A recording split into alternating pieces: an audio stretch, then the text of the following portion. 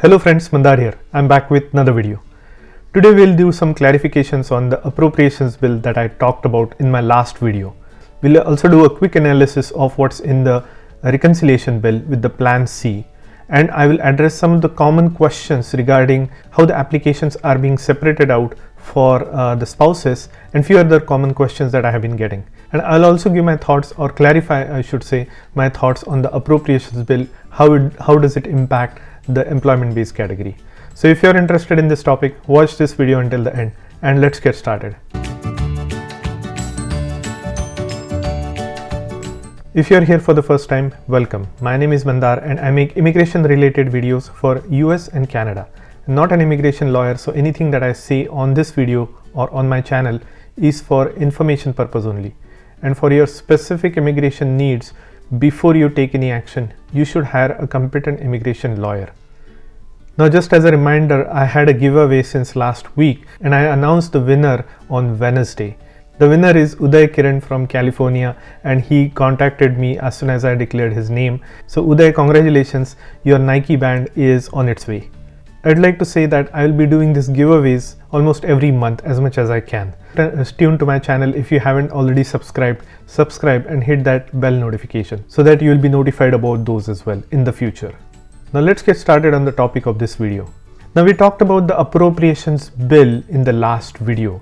Now in the DHS appropriations bill, specifically there were 9 bills that were the text was released for in last week. So I focused on the text bill from the DHS bill, which had the immigration language in it. Now I wanted to clarify that appropriations bill will need 60 votes to pass. The reason is they bring it to the floor, Senate floor, and then there is a lot of debate or a lot of back and forth that goes on. This could drag on for weeks and even months. It takes just one senator to just put a hold on the entire appropriations bill. So that is the process, unfortunately. So these things can drag on for weeks and months. But at some point, to make a closure on this, they call for a vote, but it still needs 60 votes to pass. So the appropriations bill will take a little bit of a bipartisanship to be approved, but regardless, I think it has a high likelihood of getting passed because appropriations bill are appropriating funds through these different departments and they have to pass. So I have no doubt that this will pass. It's just a matter of how much they will debate and when it gets passed, but I'm pretty sure it will get passed in the next month or so.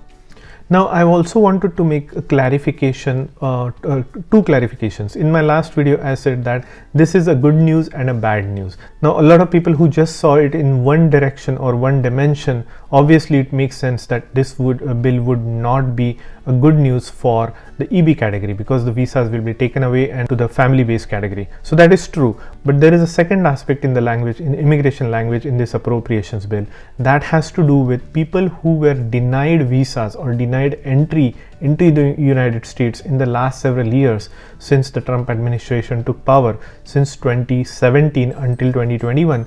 They are now eligible. They will be called back to apply for the visa and they will get a second chance to come back into the United States.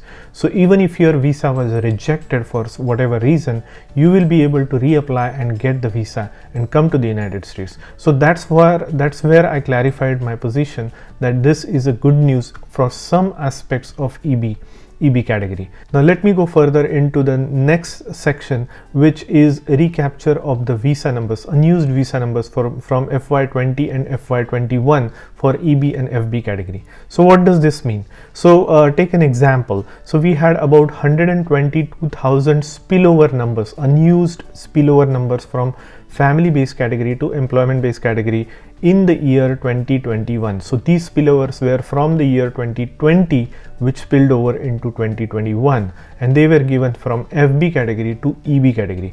Now this number was 122,000 spillover numbers. So the total visa numbers available for EB category last year, which is 2021, was 262,000 visa numbers available. Out of those, about 182,000 visas were used by EB category and only about approximately 80,000 were left over.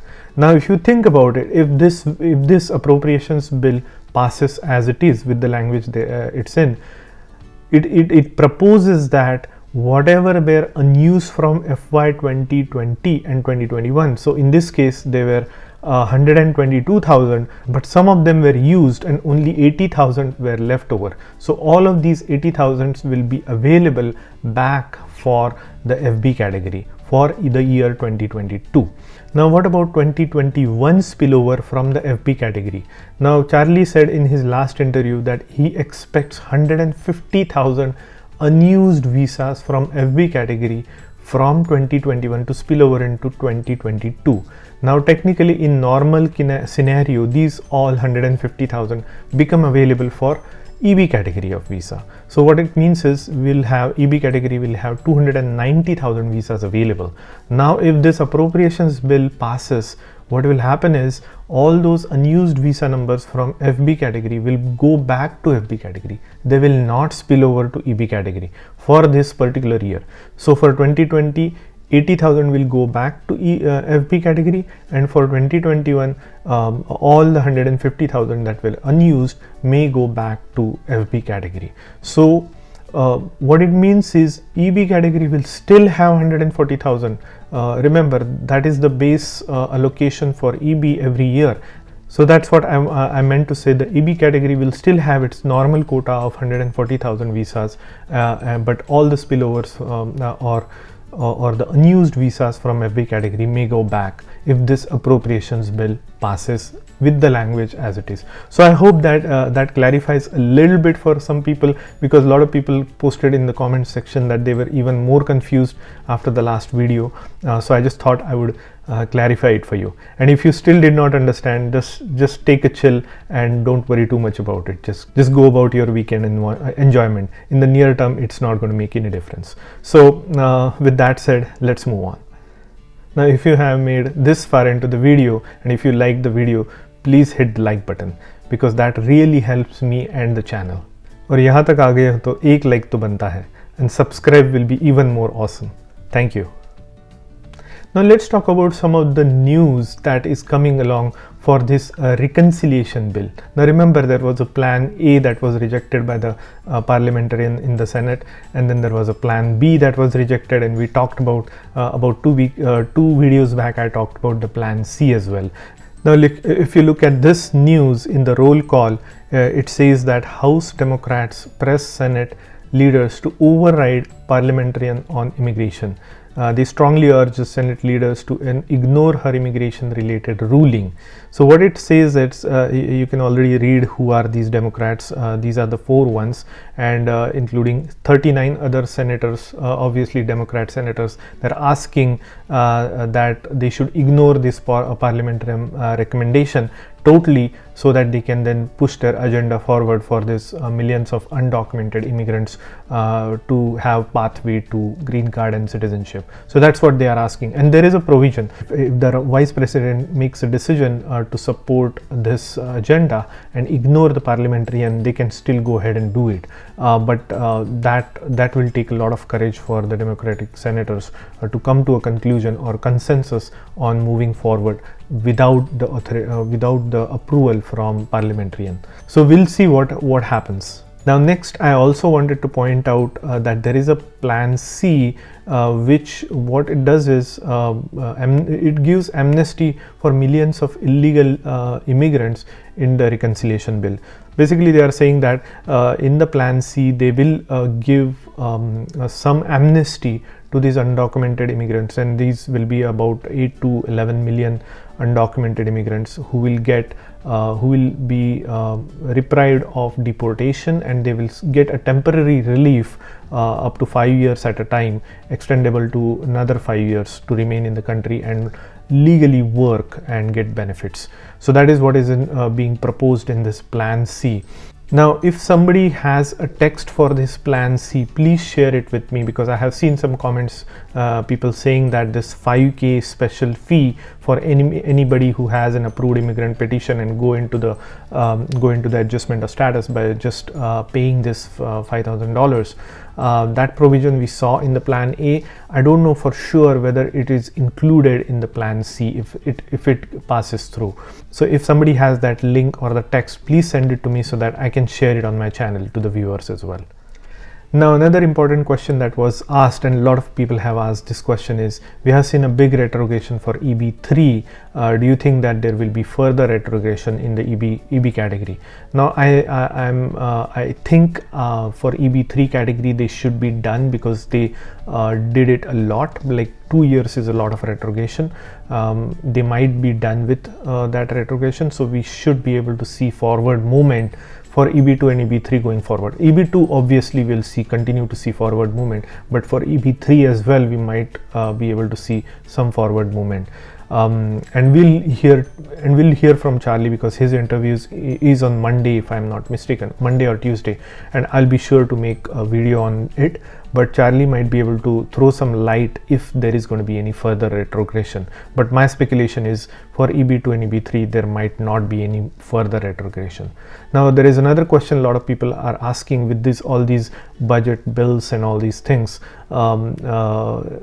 Do you think there will be a retrogression for EB1? And I don't have an answer for that. My speculation is it's about 50-50. Anything can happen all of a sudden. If all those spilled over visa numbers are given back to the FB category, then we'll start seeing a long slowdown. Basically, it will slow down again back to like it was like a year or two back, where the dates were only moving like few weeks per month. Is EB1 going to retrogress? I would say there might be a chance of that happening. I would say about 50% chance of that happening, but don't take my word for it. Let's hear what Charlie has to say. It really is dependent on what these bills, whether this appropriation bill or the budget bill, whether they pass, and in what language do they pass, and how bad do they impact the EB category. It all comes down to that. Especially the Homeland Security text for the immigration, where we are giving back the numbers back to the FB category. That will be a make or break for seeing if there is going to be a further retrogression. But who am I to say? Let's hear it from Charlie. Now, another thing that I have noticed, lots of people have been reaching out to me saying that they're seeing that if there is a family who has applied together for the EB category visa or green card, sometimes the primary applicant and the children get their green cards and the spouse does not get it. The spouse is still under the adjustment of status, pending adjustment of status. I have seen this very common in the last several months. I would say I never saw this before. Usually the entire family application is processed together, but nowadays we are seeing that they are being split for whatever reason. And I have mentioned some of the reasons in my previous videos, that it could be because there were some rejections, or because there were some issues with the spouse's non-immigrant visas in the past that could come back to haunt them, or there is just a separate timeline because of medicals or whatever other reasons that might be. So there are various reasons that might be possible, but then I have also heard that the spouse's visa or green card has come eventually within the several days or weeks.